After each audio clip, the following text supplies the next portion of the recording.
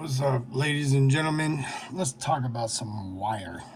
We'll talk about some other stuff. You might want some popcorn for this one. I think this is going to be long. Depends on how fast I go through it. So a lot of you guys run wire on a pump, right?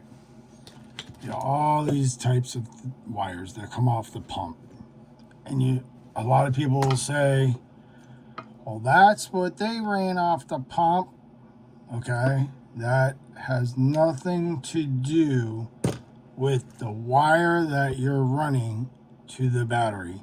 This is where the electrician or the person who understands ohm laws or who's been doing installs understands that each wire, each gauge is rated for a certain amperage, right? So if I would put this wire on a Remco, this thing is so thin, right? But this is basically what says comes off a Remco, right? You're like, well, this is what ran. Correct. But when you're running it to a battery and you're running 20 feet of wire, right? You can't run this. And I'm going to explain why. You would run the pump to a bus bar, right? And this is 6-gauge marine that I use, right? This one's big. This is like 100 amp wire, pretty much 80 to 100 amp wire, right? So it's overbuilt for this pump, correct? So you're not going to struggle to get any power to this pump. So this pump is going to work at 100% for you, right? Stop thinking because this wire that comes off the pump is okay to run all the way back to a battery. You are changing the way these pumps are made. They were meant to be open spray, right? Remco, all of them 12-volt pumps, what do? They use them for RVs. They run a toilet, a shower, the sink. You're not on the sink on and off, on and off, on and off the sink, right? If you did that in an RV, you would probably blow the pump just like this because you're heating up the circuit. Okay, when you do that, you have to remember when you come on and off a gun, you create resistance in these lines. Okay, back to the battery because the pump is trying to get all the power it can to give you what it was designed to do, right? When you come on and off the gun, when you come on the gun, you create a surge, right? So you're wasting power, okay? When you come off the gun, the system primes up. What's happening? It's getting the heaviest load, right? And then it stops, for say.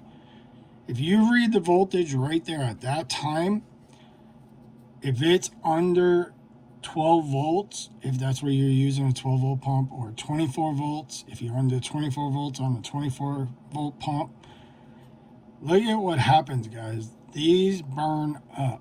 This is a relay out of a Remco, okay? And these literally burn up. This is what you're doing to them when you come on and off the gun. When you use too little wire, it can't take the energy that it needs to run at full performance that you're asking it for. You're struggling it. I always say this scenario on the phone with you guys. It's like going into your living room and plugging in a vacuum, right? And your lights are on. 90% of the time the lights dim. Why? Because the vacuum needs more power than the outlet is able to supply, so it's stealing power from your light. Same thing with your breakers. When you're dealing with your wiring and you're running your wire, you check your battery, positive, and you have your wire to here, right? Then out of here, this is where you want to check your voltage drop. If this breaker is too small for your system, you're going to see resistance. You're going to see a choke point right here. It's the same as with the little switches that you guys are using that are not rated for 30 plus amps.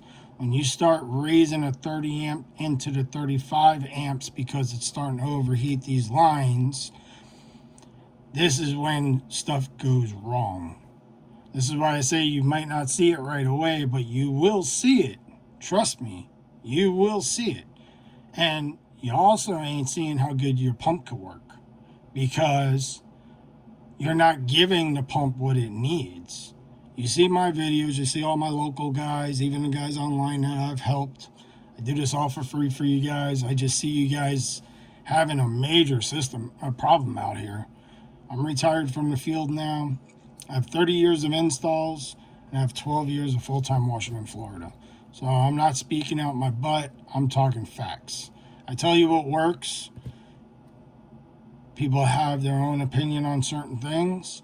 But just remember, on this part of the install, you can't BS. A voltage meter will tell you exactly if the install fails. If you're not even getting 12 volts to that pump, and your system's only getting 11, 10, that system is built wrong. You need to check breakers, you need to check your wires, you need to check the switch, because that's the only problem it could be, is them three things. Then when you get into tips, right? If your pump is cycling and you're spraying, and it's going, that tip is too small. You need to go to a bigger orifice. So if you're using a 0030, you want a 0040. And there's big difference, like I said, when you guys come on and off the gun. You guys create a lot of resistance versus the guy that's on a ball valve just spraying for a half hour straight on a big project. So that's where your wiring size comes into play, because if that's the type of washer you are, you have to build it differently. Because when you come on and off that gun, your equipment needs to be able to hold the rating of what you're doing to the system. So if you run this, you guys 20 feet, 10 feet, this stuff ain't even going to last. This will oxidize. Another reason why you want to use marine wire is because you're building a boat, right? Saltwater boat. You're using SH. So anything that's not tinted is going to, that's out in the element. And if you have AC leaks, not AC, SH leaks or whatever, it will pit. It will all get ruined. You should always use marine tinted connections. You should always have them shrink wrapped, or not shrink wrap, heat shrinked. Listen to me, guys. Sorry. But I don't script this, man. I speak out of knowledge. So same as you guys with Christmas lights. Think about it this way. A Christmas light strand has a limit of how much you could run off of one, right? There's a limit. Same as on wire. Each gauge is rated for a certain limit.